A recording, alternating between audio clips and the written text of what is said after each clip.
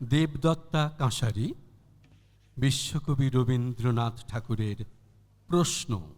ভগবান, তুমি যুগে যুগে দূত পাঠাইছ বারে বারে দয়াহীন সংসারে। তারা বলে গেল ক্ষমা করো সবে, বলে গেল ভালোবাসো। অন্তর হতে বিদ্বেষ বিষ নাশ। বরণীয় তারা, স্মরণীয় তারা, তবুও বাহির দ্বারে আজি দুর্দিনে ফিরানু তাদের ব্যর্থ নমস্কারে।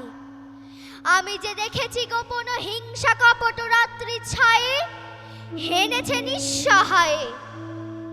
আমি যে দেখেছি প্রতিকারহীন শক্তির অপরাধে বিচারের বাণী নীরবে নিভৃতে কাঁদে।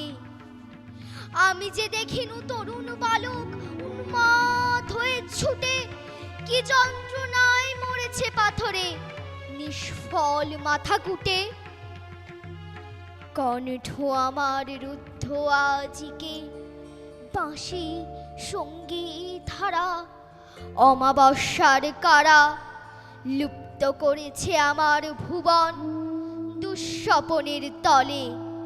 তাই তো তোমায় সুধাই অশ্রু জলে।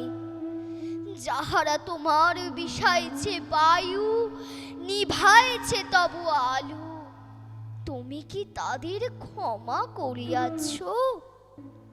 তুমি কি বেসেছ ভালো? নমস্কার।